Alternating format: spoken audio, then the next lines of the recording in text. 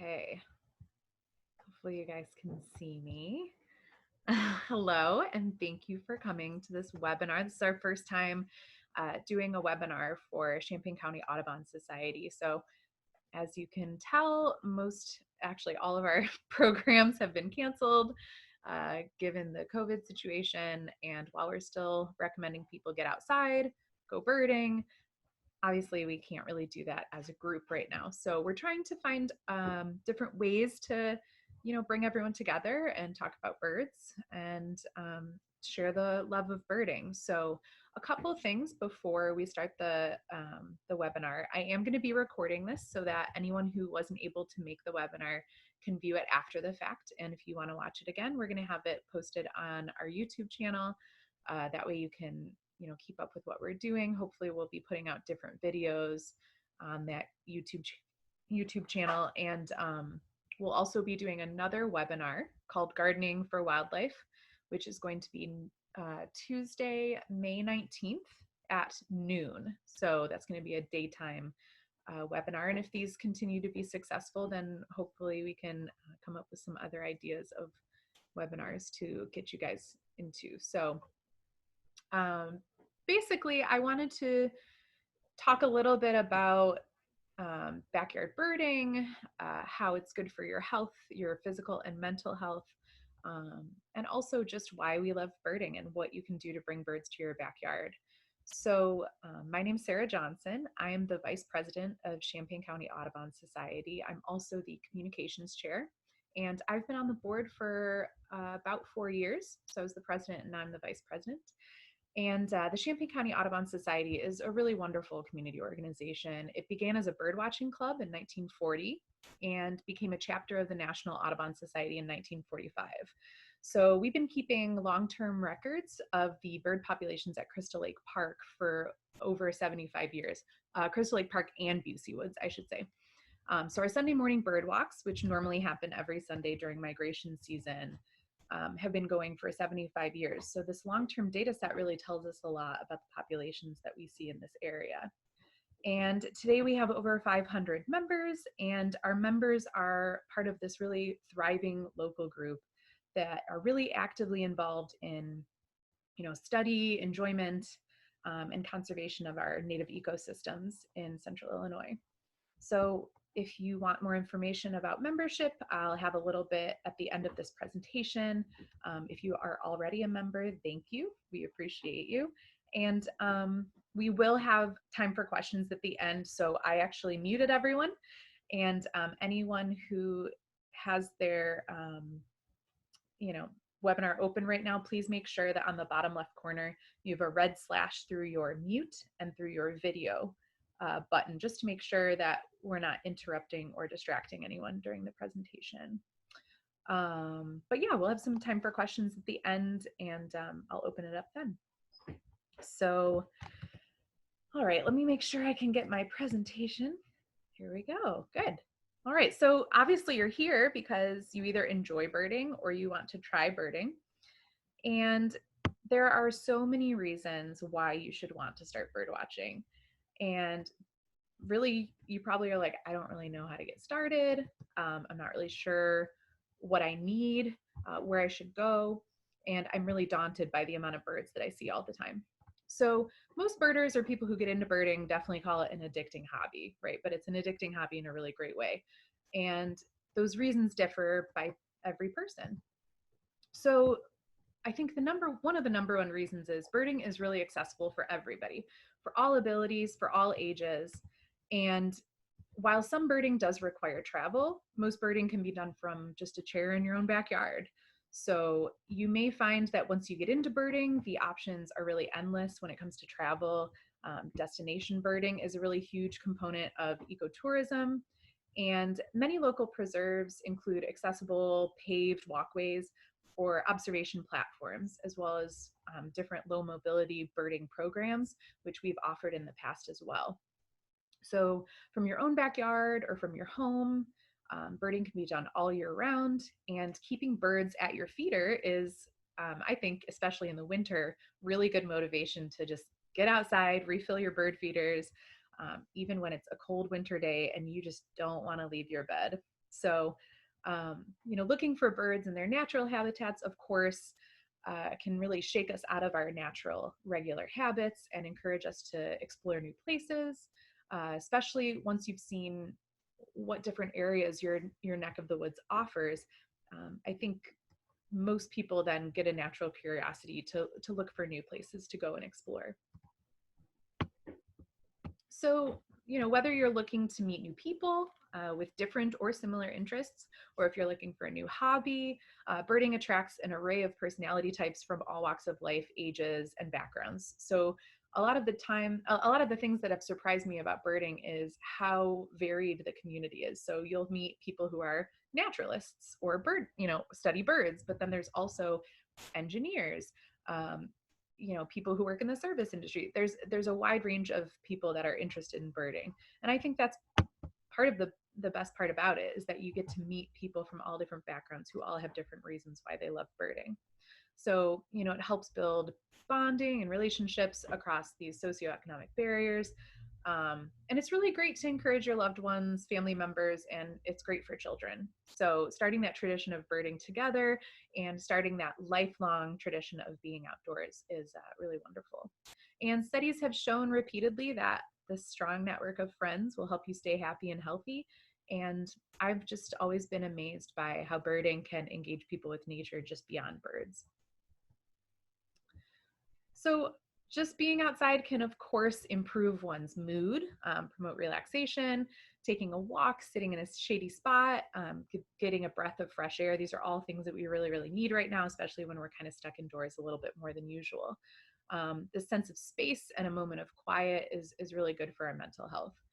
And birding can promote mindfulness in a way that I think of mindfulness a little different. Kind of we think about mindfulness sometimes as just sitting with your thoughts or sitting and trying to observe your thoughts. But I think of mindfulness sometimes as a way to give your brain a task that is kind of repeated and keeps you focused on something.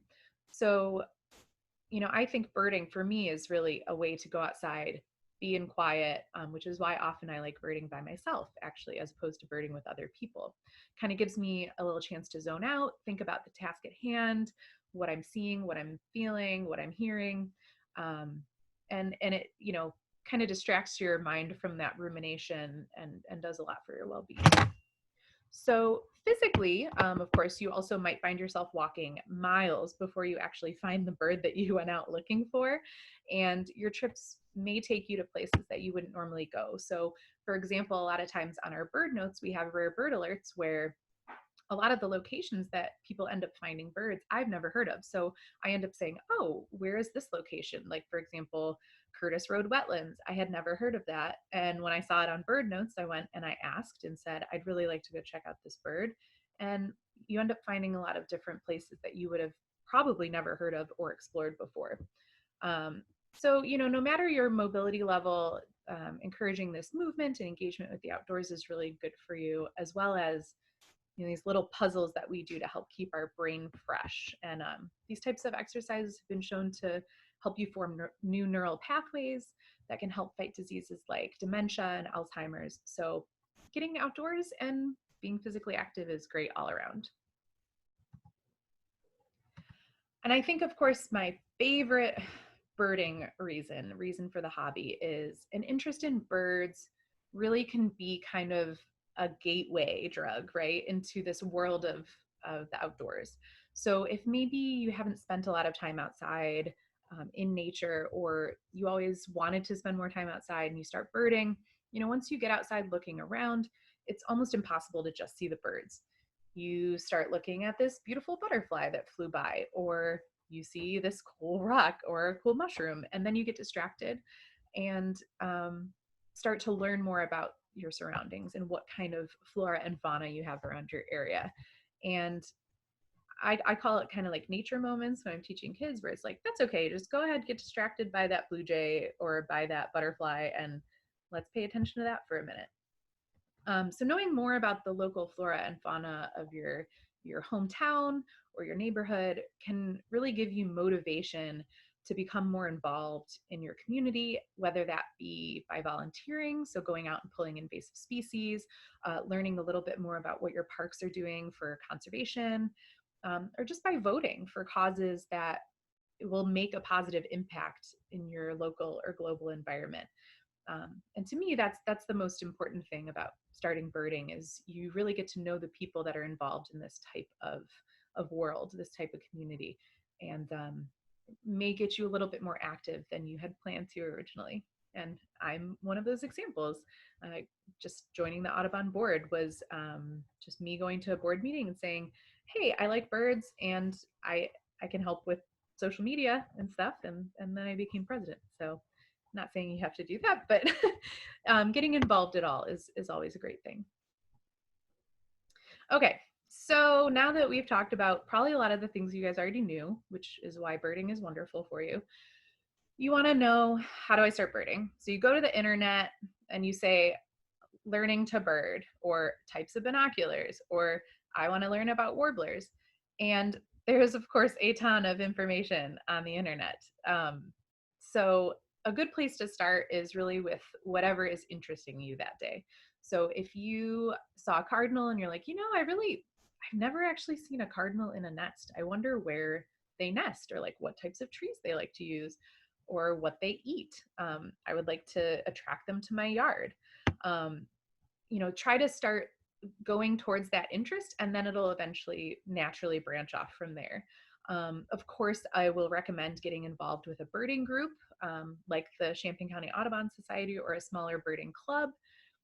National Audubon Society has tons of resources on their website for budding birders. Facebook has tons of groups that are very specific. So for example, like Illinois Birding, Illinois Birders, there's usually like rare bird alert groups. There's groups specific to shorebird ID or sparrow ID. So if you're really into a certain type of bird, you can definitely find a group or a forum online that is specific to that, and kind of start branching out from there.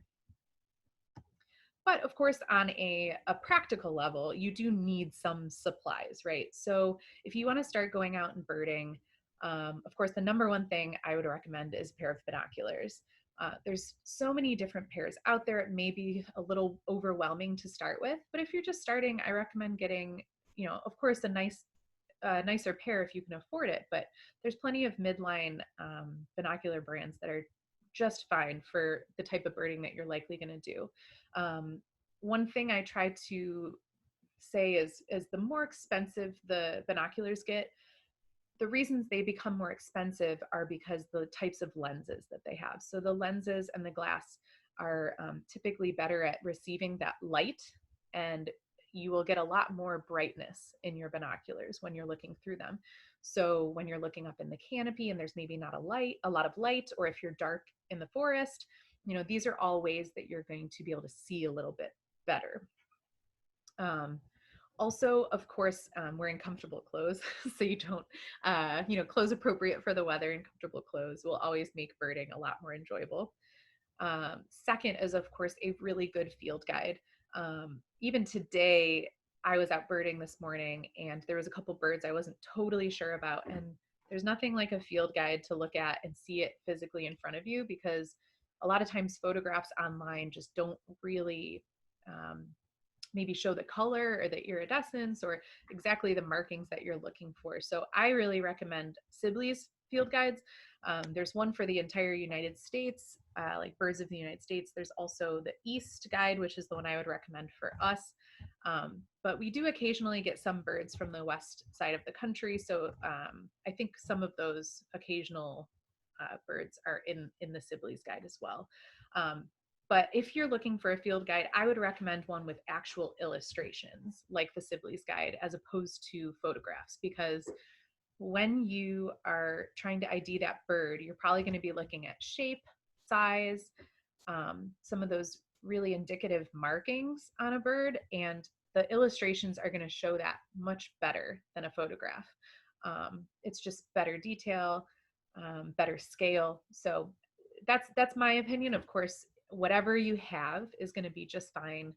But but that's my recommendation, and I really love Sibley's field guides. Also, bring along a notebook with you. I use eBird on my phone to keep track of the birds that I'm seeing. But of course, if you don't know what birds you're seeing, you may want to write down some notes saying, oh, I saw this bird. It was not quite as big as a robin, but it wasn't as small as maybe a sparrow. So you're trying to figure out size, and then you can write some of those descriptive characteristics, like it was brownish gray, it had a white eye stripe above its eye, some of those things that will help you define it and figure it out later. So of course, the other thing is having a place with really good habitat. So I hear a lot of people say, I put bird feeders out, but I don't really get any birds in my yard. I don't understand. So if you don't have that cover, if you don't have shelter, if you don't have a place that birds feel safe, they may feel like they are easily accessible by predators. They may be willing to come in for the birdseed, but not willing to linger or look for other resources in your yard. So habitat is something we're going to talk a lot about later, but birding at places with really nice habitat is always going to improve your birding.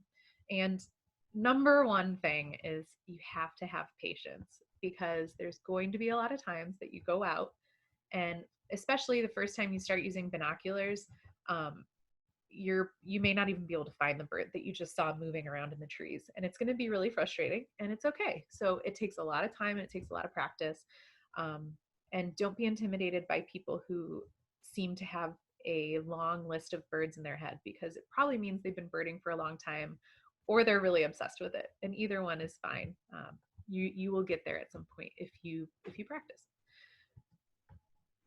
All right, so backyard birding. So of course, setting up a place for you to sit and watch the birds in your own backyard, whether that be through a window or whether it be in a chair in your backyard, is a great idea. Near a window, porch, patio, sitting quietly, of course, is going to help a lot more. And having some appropriate bird feeders that aren't going to be totally ravaged by the squirrels, which is not totally possible. I'm convinced, at least in my neighborhood. So adding more bird baths, more bird feeders, and shelter in the form of trees and plants is all going to lend to a more attractive place for birds. So using bird seed like sunflower, mixed seed, mealworms, and of course like hummingbird nectar for hummingbirds are all good ways to attract a variety of birds.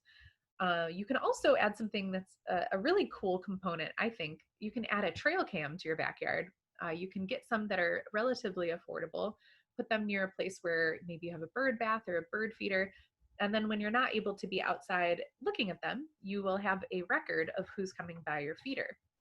So we actually have one set up in our backyard, and I am in love with it. This is from last summer, and I have this small tray bird bath, which I've now converted to something else. But you can see I have a lot of native plants on the edges.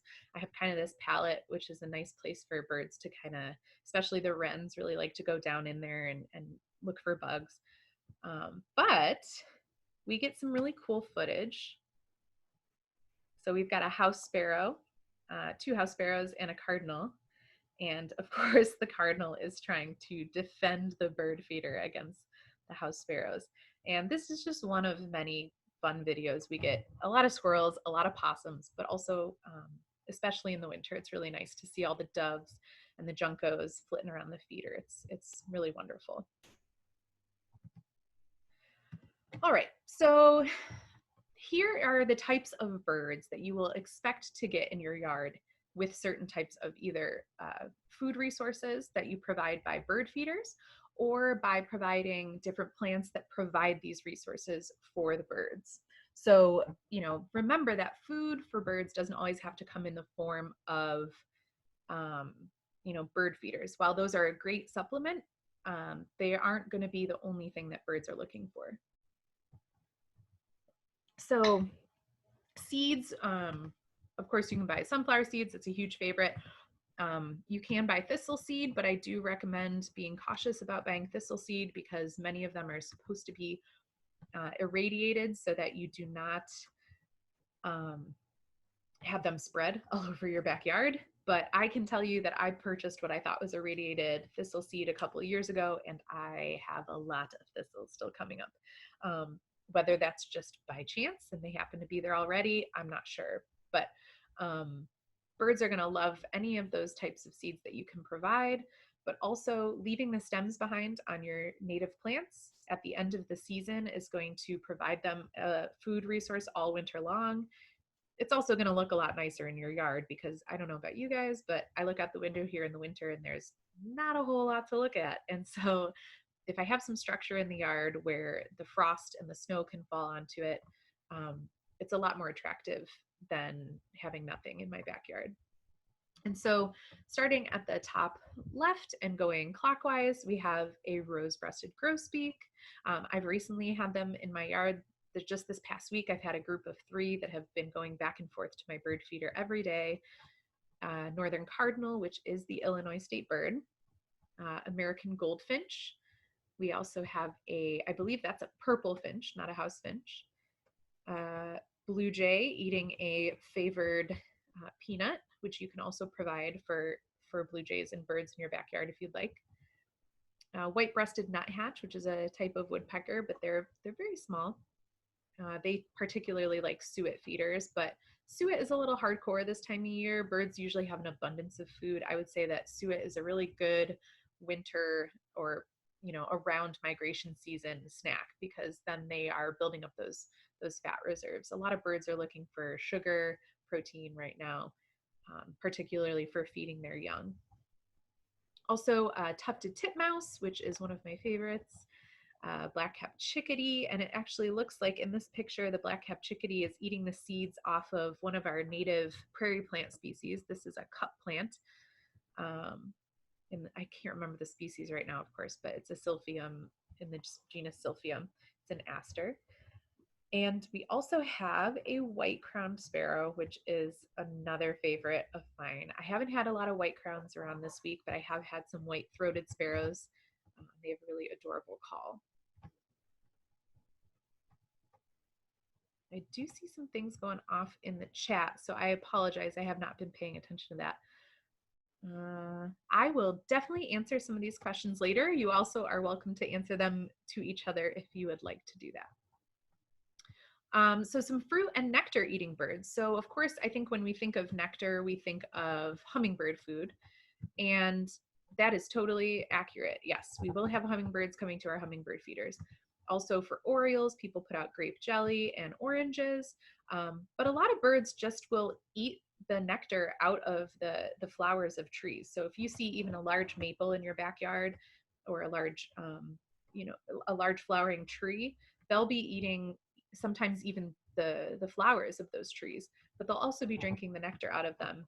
And any fruit that is produced by those trees will also be eaten. So in this picture, or in this slide, we've got, again, top left going clockwise, Cape May warbler, which I have not seen in town yet, but it is sitting on a pawpaw blossom, which is one of our native trees, Asimina triloba. And I'm sure many of the people in this chat have actually tried pawpaw fruit before, but if you haven't, hopefully you'll get the chance to do that. It's really delicious. A lot of people say it's similar to a banana, but kind of more custardy. I still haven't figured out how to place the taste, but it's unique and it's delicious. Ruby-throated hummingbirds, which have just returned. That one's feeding on a columbine, a wild columbine, Aquilegia canadensis. That's our native columbine, and it's a really beautiful one. Those are some cedar waxwings, and I believe they are feeding on a mountain ash. So those are the berries of a mountain ash. Baltimore oriole on a orange feeder. And the reason I feel like you see them in a lot of flowering trees, you get those beautiful pictures of them hanging out in a cherry blossom or an apple blossom, is they're probably eating the nectar out of those flowers. Could also be a lot of insects up at the flowers, and they are flying around eating the insects. American robin, again, that may be a mountain ash as well. And the next one's my favorite. This is a yellow-rumped warbler, which is one of our earliest and latest neotropical migrants. They stick around at the end of the year, and they get here earlier than most of our neotropical migrants and warblers. Um, and normally, if we were doing this in person, I would ask to see if anyone knew what those berries are. They might surprise you. Those are poison ivy berries. And even though they may not be great for us, birds love poison ivy berries. The urushiol does not bother them. Similarly, where, they can eat peppers and spicy things, it doesn't affect them. So they can totally eat poison ivy berries. If you have poison ivy in your yard in a place that's safe and away, it's fine. Just let it grow. But of course, do it safely so you don't have your dog running in there or your kids.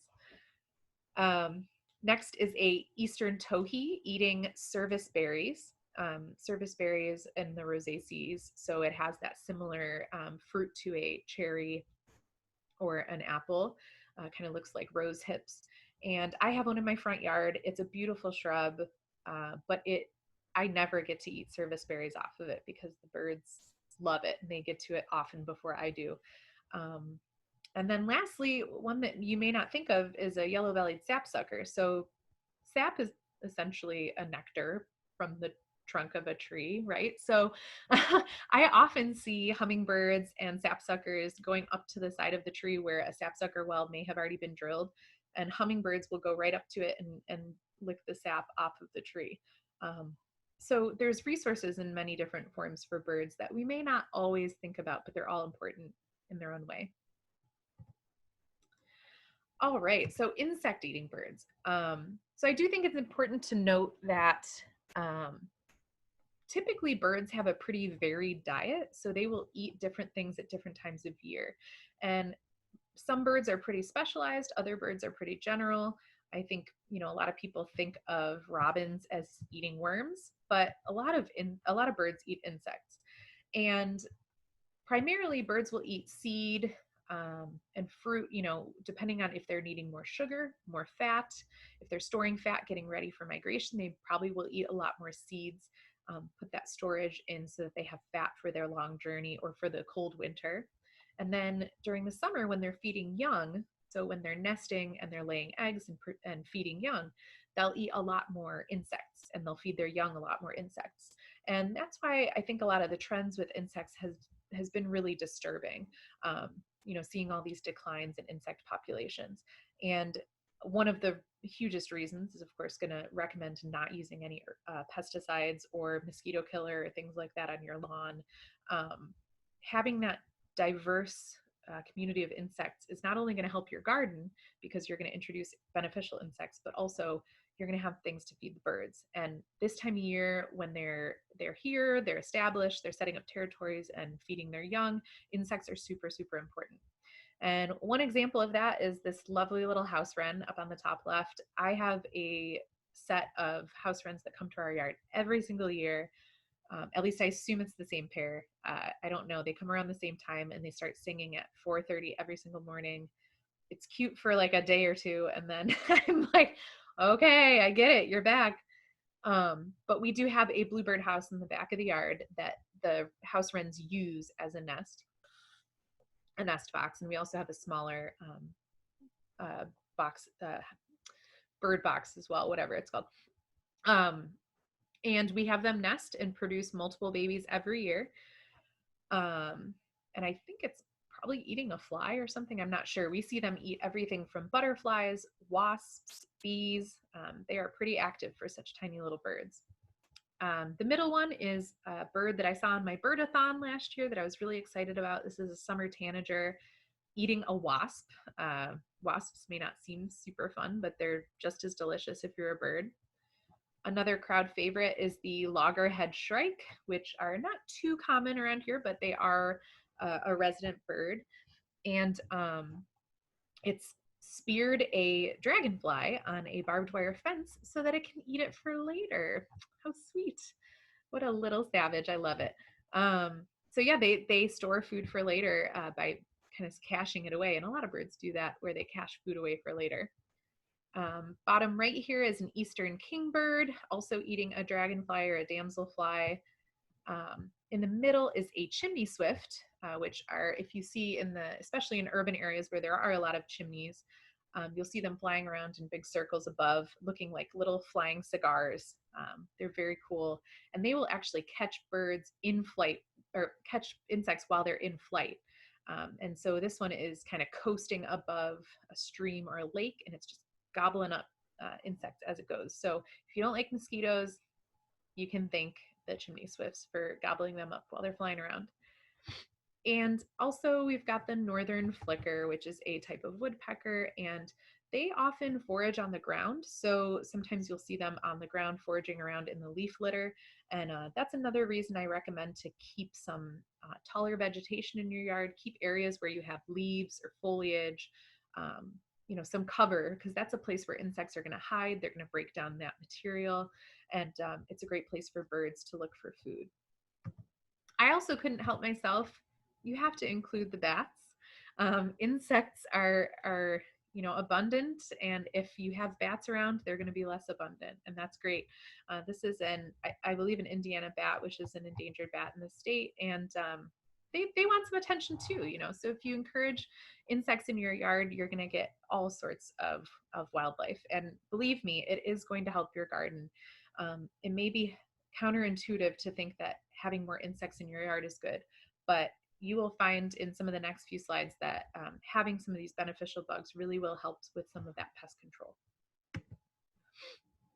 So some of the plants that I would recommend, and if this interests you, by the way, I'm going to be giving this similar but a little bit more in-depth presentation, Gardening for Wildlife, in a couple weeks. But some different plants you can put in your yard that are really going to improve your habitat for birds. These are some either trees, vines, or shrubs. Oak trees are incredible, and there's many species of oaks that you can choose from in the state of Illinois. Actually, a white oak is our state tree. Red oaks, bur oaks, pin oaks, overcup oaks, shingle oaks, swamp white oaks. There's endless amounts I could continue to talk about. But oaks are really incredible in the amount of species they can actually take care of or host. And one that I like to think about is a wasp. That this is a porcupine gall, and these insects will lay, not just wasps, but other insects will also produce galls. They put their ovipositor underneath the layer of tissue on a leaf or a stem of a tree, or a leaf on a tree. And this gall will be produced, which is essentially a little nursery for their young. So they'll lay their eggs. It's kind of like a protective coating. It makes the tree kind of look diseased and not that delicious. So it helps kind of the tree in a lot of ways also. It helps keep them from being herbivorized. Is that a word? I don't know. But anyways, there's so many different species that rely on trees like oaks. And in a lot of ways, they provide habitat and food resources for more insects than a lot of our native plants do, which I think we think of habitat for pollinators and habitat for insects being herbaceous plants, but we always forget about trees, and trees are really incredible at doing that as well. Another fruiting shrub that a lot of people grow is elderberry. Not only are the flowers and berries used by humans to make delicious things like wine and tinctures and whatever else, they are incredible for birds, and the birds will go crazy for them. And they're beautiful. They're a beautiful tree to have, or shrub to have, all year round. They have those gorgeous umbels of white flowers, and then these really nice purple, pink berries. Serviceberry, like I said, I have one in my front yard, and it's an incredible tree. It looks amazing from the day it starts flowering until the leaves fall off, because they go from this beautiful green to a orangey, beautiful fall color. Can't recommend them enough.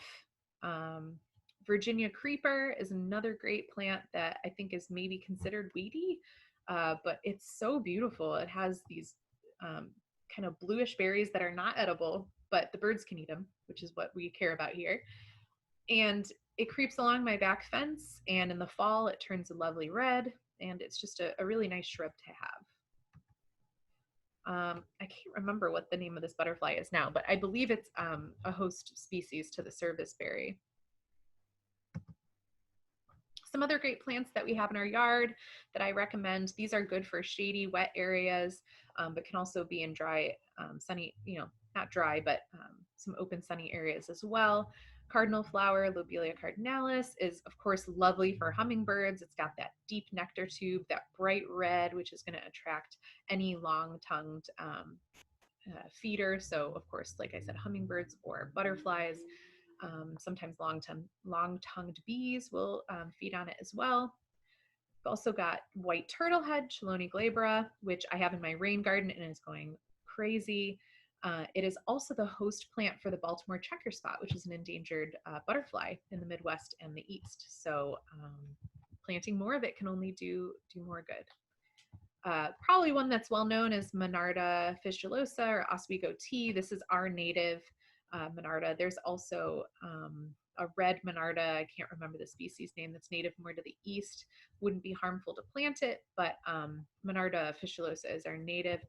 And there is a very, very cute little bee called Dufaria monardae, and it is specific to this type of Monarda. So planting that, you'll encourage these really cool long-term evolutionary relationships that have developed over millennia. And I just think that's a really cool thing to foster in your backyard. Northern sea oats. I don't really know why I put this guy in here. I just really like this plant. it's a really lovely grass, and it has winter interest. It's got seeds that the birds like to eat. It's just a nice plant. These are some of the more common species that you're more likely going to find in a garden center.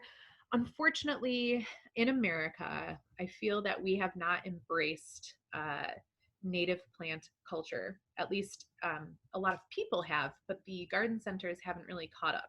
I think I don't really know the reasoning why, but I would have really loved to see an increase in native species sold at nurseries.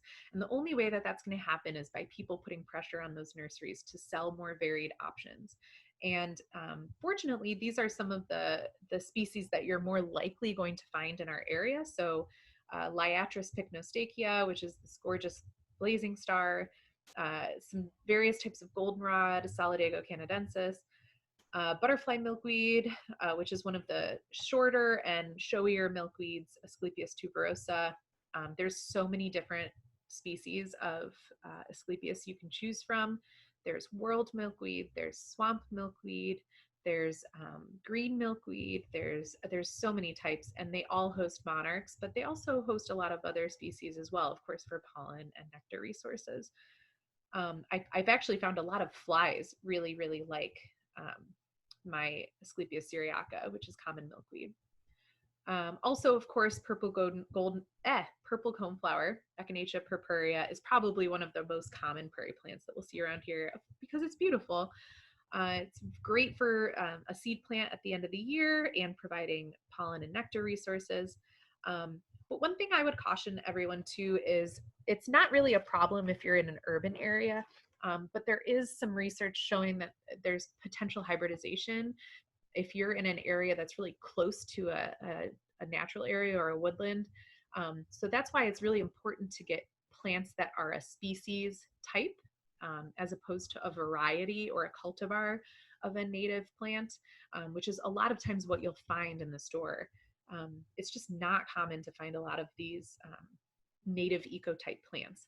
Fortunately, I'll show you guys some resources at the end of this where you can hopefully source some native plants. But of course, they host a variety of different insects.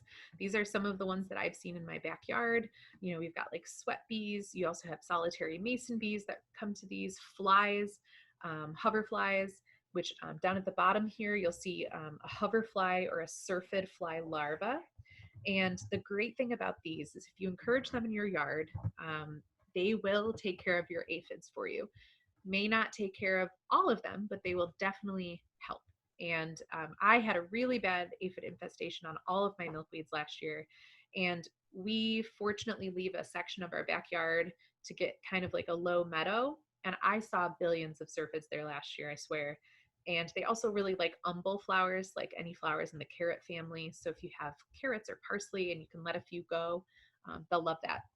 But I definitely recommend, looking into some of these really cool relationships that plants have with insects, because you will find that they will take care of some of these pests for you. I of course can't remember the scarab type beetle in the middle. It's similar to like a scarab beetle. I can't remember exactly what kind, but I saw one in my backyard last year and I freaked out because they're so cool looking. Okay, so if you don't have a backyard to build habitat for, right? You're probably like, why are you going on and on about this beautiful habitat? I don't have a backyard. Good news, you can, if you have a patio, native plants will do just as well in a pot as they will do in your backyard. So if you have a patio that you usually plant annuals, those are great too, but maybe consider planting some native plants, and then you can leave those out for the birds to eat the seed, the insects all year round. But maybe you're just looking for somewhere to go birding. This time of year, especially, things are happening so quickly with migration. Every day I go out, there's different flowers blooming. It's really wild. And we are really fortunate to have a lot of places in close by, you know, within town that you can go birding. Of course, Urbana Parks District and Champaign Park District have a lot of resources. Robert Allard Park, I'm blanking on the name of the top right picture here, but of course, Busey Woods, Meadowbrook, there's Heritage Park, there's Bulware Trail, there the Weaver Park. There's tons of locations to go birding. Actually, Hessel Park is a really great place. They have a tree walk there. So local parks are really great. And of course, then going just outside of our local area, you have the Champaign County Forest Preserves. Middle Fork is really wonderful. They have a Point Pleasant wetland, which is a newly restored wetland project that we helped fund through the Audubon Society through a national Audubon grant. They're basically taking the tiles out of old farmland and trying to restore it back to a wetland, which is really cool. Lake of the Woods also has Buffalo Trace Prairie and some lovely woodland trails. Sangamon River Forest Preserve, which is one of my favorites. There's tons of options. And then there's the Kickapoo Rail Trail, Allerton Park, Lodge Park in Monticello. There's also a new Upper Sangamon, I'm blanking on the name again, of course, but near the entrance to Allerton is a really cool newish Nature Conservancy property. And then there's also Heron County Park in Danville, which I just went to for the first time the other day, and I saw soras, which I haven't seen in years. That was very exciting. And then Grand Prairie Friends also has numerous properties that you can visit. One of my favorites is Warbler Ridge. I really like this area because it's very unique, I think, for the area. It's got a little bit of topography. And what's really cool is because you have this different microhabitat, you get different birds and different plants often. So you actually will see some species that you don't typically see out of the southern area of Illinois or Appalachia area. So like Indian physic is one I think of, poke milkweed, you know, some different plants that you wouldn't normally see in our woodlands because you get that topography and that floodplain area. And of course, a lot of our state parks are really wonderful as well. And they did just reopen on May 1st. So definitely worth checking out. So if you have questions about Champaign County Audubon Society, I'd love to answer them for you. Our membership is so cheap. It's only $15 a year. And we have not raised that price on purpose. We want to keep it accessible to everybody, no matter what. So your membership offers you admission to some of those member-only programs and events. Typically, we have a member meeting the first Thursday of every month, except for in the summer. And we hold presentations, seminars, workshops. You'll also get a monthly newsletter. The Audubon store is closed at the Nature Center, but the Nature Center has a new store now. We offer Sunday morning bird walks, low mobility trips, so you can come out and bird with us. And we offer field trips to places you may not normally go, and we often carpool to those places. So if you're looking to try somewhere new, like Emiquon Preserve out on the Illinois River is super incredible, especially in the early parts of the year. We take a trip every November to go see the sandhill cranes at Jasper Pulaski in Indiana, which is always an incredible trip. So we do a lot of cool things. So definitely stay in touch with what we'll be doing. You know, summer is a little bit, we don't usually do a lot during the summer anyways, but we're hoping that we may at least be able to do some programming in the fall. We're not sure exactly what that'll entail yet. Trivia and happy hour events. I've had some Nerds Who Bird trivia events, which have been really, really popular. So keep an ear to the ground, sign up for our email newsletter on our website, and see what we're doing. And I guess with that, I'll leave you with this great comic, which is one of my favorites from Bird Moon Comics. Gives you some of those mnemonics for some of our migratory warblers and migratory birds. And with that, I will open up the audio here for questions, and I will try to go through this chat also and see what you guys have been talking about.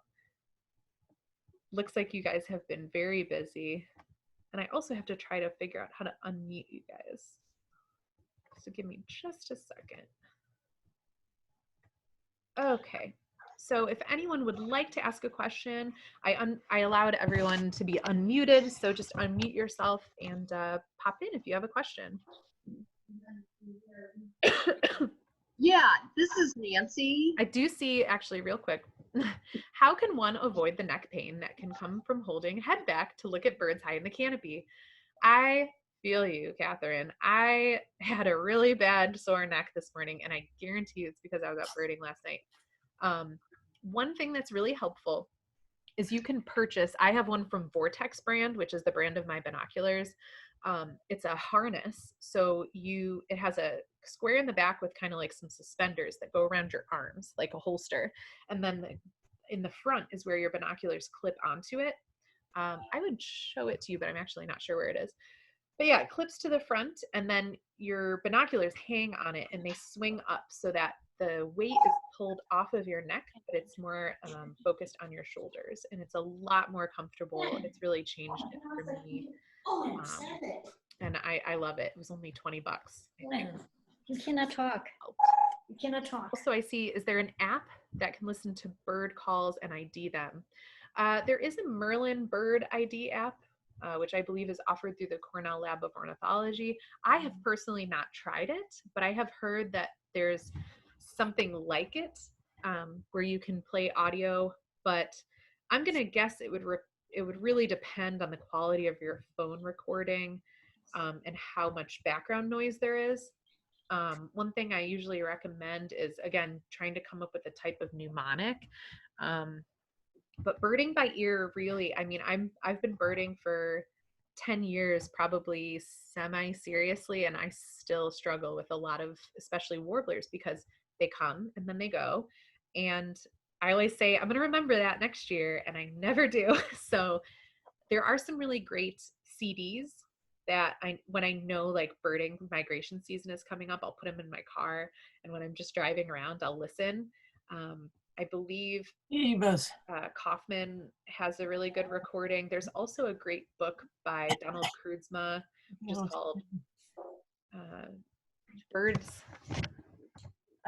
Bird Song by the Seasons, I believe. I just had it out on my coffee table. So maybe some of those things would help. Nuthatch is, well, I'm not sure it's a type of woodpecker. I may have misspoke. But I don't know. I think it is. I know they have a similar feet structure. The way that they walk up and down a tree is very similar to woodpeckers. I noticed that suet will just rot in the summer and no one is interested. Yes, I would not waste it. I keep it in the freezer and then just bring it out in the winter. I just feel like there's tons of stuff available to birds this time of year. They're not really as interested in suet. So I still keep the bird feeders stocked so that they stay interested and they know my yard is a good place to be. Speaking of, I should probably go fill those up before it gets dark, or at least tomorrow morning. But yeah, I keep them filled a little bit, but not enough that if the squirrels ravage them, I would lose all of my money's worth of seed.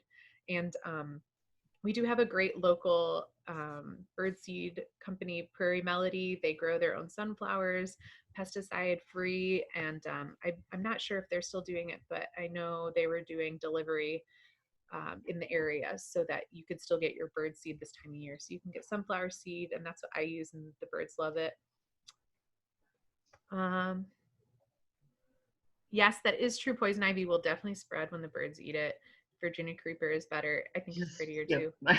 Bird Notes is a email listserv that you can sign up for on our website, and it is kind of like a rare bird alert, but it's also, it's funny because you won't get an email for months, and then migration starts, and then you'll get potentially up to 20 a day. I sign up for the digest, which gives me 1 email a day with all of the emails within that thread. But yeah, it's a great way to see what people are seeing and where. It's on champaigncounty.audubon.org. I believe if you go to, it could be our membership page. That's where you can sign up for our e-news, but then there's also a section for bird notes as well. If you publish this recording with closed captions, yes. So if I publish it, there may be the option to turn on closed captioning on YouTube. I will look into that. So thank you. Fine. Chinkapin oaks are gorgeous, and they have gorgeous galls. Lots of goldenrods that are preferable to Canada goldenrod. I agree. Stiff goldenrod, Solidago rigida, and then another one I really like is Solidago flexicalis. It's got this fuzzy oval shaped leaf, serrated edges, and it's kind of got these tall spires. There's also Ulmifolia, Solidago ulmifolia, which is nice and can take a little bit more shade. A lot of amazing native plants. And I'm sorry, I thought I had it at the end of this presentation, but it must be in my Gardening for Wildlife presentation. Of course, a lot of the native plant sales have been, you know, a little bit halted. I know Grand Prairie Friends still had a native plant sale, but they did it online. Illinois Native Plant Society should have their plant sale coming up probably this week or next weekend. So I would look into that. But again, I really am a believer that, like, unless, and I don't know really what the proper method is, I haven't figured that out yet, but pressuring, you know, garden centers to have more native plants, I think is really essential, because there's just not a lot of places to purchase them from unless you're ordering online. So for example, like Pizzo Natives up in Chicago is great. Prairie Moon Nursery has local eco-type seed. But there's really not a lot of places to purchase them. Let's see, Warbler Ridge. Warbler Ridge is great. Fox Ridge is also great. Those are some really unique areas. Yes, I agree with you, Catherine. The binoculars are tough because the birds that you really want to see, these canopy loving birds, they're way up there, feeding on insects and the nectar of these flowers. And I'm with you. I was at Allerton last night and I was just in bad pain today because I was birding hard last night. So sometimes you just got to pay the price, though. Maybe you can do some neck exercises and strengthen those muscles. I'm not sure. Let's see. Do the worm eating birds recognize mealworms? I put some out and no one seems to be interested. So I have seen, we have some out at the nature center, mealworm feeders, and I agree with you that it doesn't seem like they get touched. I would guess that if they were packed in with like a suet feeder, they may get more attention because they're being accidentally eaten. I don't put out mealworms because I have plenty of insects in my backyard.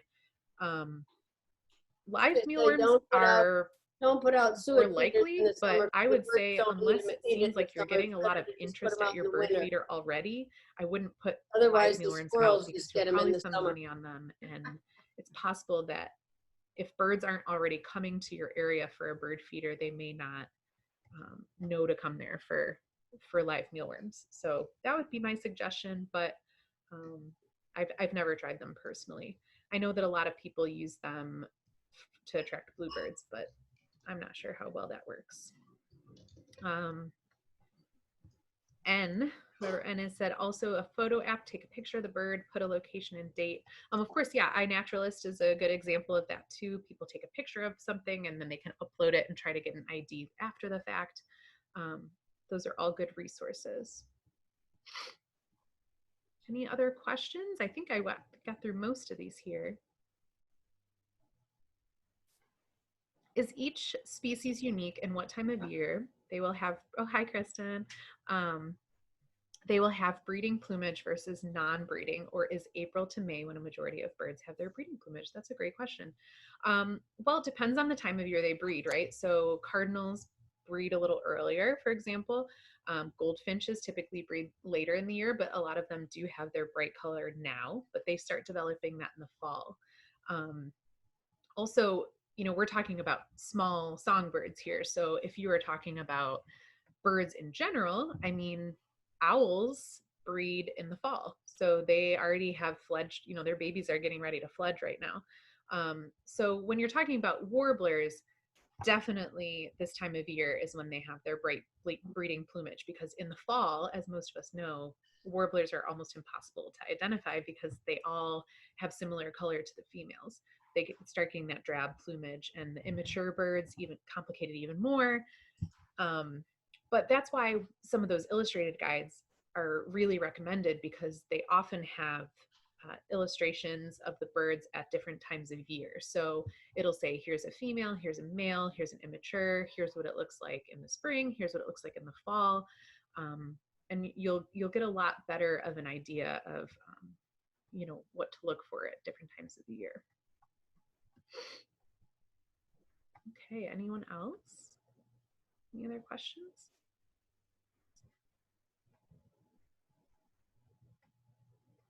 Okay, well, I don't see any other questions, but you guys have my email because I sent this out. I will put this up on YouTube, and I will share that link with everyone who participated in our webinar today, so you can stay in touch. And if you want to get on the e-news, go to our website, champaigncounty.audubon.org, and sign up for our e-news, and then you'll stay in touch about all this stuff. And Gardening for Wildlife is Tuesday, May 19th at noon. So check it out. And I see for the count on Saturday, should we walk around or stay put? So Beth Chato is going to be organizing the bird count. So I would get in touch with her and see if she has any locations that she needs coverage. Usually she assigns people to different places, but I think most people are being encouraged to just do the bird count where you're at. But it's worth reaching out to her and sending her an email and saying, do you have anywhere that needs to be covered? And just to elaborate on what Ken is asking, this Saturday is the spring bird count, which is the Illinois spring bird count. It is been going since, I believe, 1975, and it's a snapshot in time, basically, of what birds are here right now every year for the past however many years, 45 years. So it's a really good citizen science project to take part in. And Beth Chato, who is incredible, she's been on our board for a long time. She is our compiler for the spring bird count for Champaign County. So if you want to get in touch with her, her email is ejchato, CHATO @gmail.com. And you can just email her and say, hey, I'm interested in participating in the bird count. And she'll send you the paperwork and the forms that you need so that you can do it the right way. There's a few things you need to keep track of: how long you're birding, and how many people are in your party, which hopefully won't be many because we're all trying to be cautious right now. But I know that they're recommending, go out, use masks, stay, socially distant from people. If you're going to a location that's not just in your neighborhood or backyard, to, of course, be cautious of other people on the trails and courteous of that. But it's a really great thing. And then next week is our Spring Birdathon, which is a fundraiser for our conservation fund. So that funds ornithological research in Illinois, and it also helps us fund conservation projects like the Point Pleasant wetland. So you can either just donate to the Birdathon, or you can pledge towards a team. So my team name is Unpheasant and Hawkward. It's just going to be me probably birding. But you can pledge like a certain dollar amount, or 25 cents per bird or something, and fund a team, or you can just put a donation in, and it's really helpful for our conservation fund. So yeah, anyways, so all this information is on our Facebook, website, social media, so keep in touch, and I really appreciate everyone taking time out of your Thursday evening. So keep in touch, and thanks for coming. Have a good night.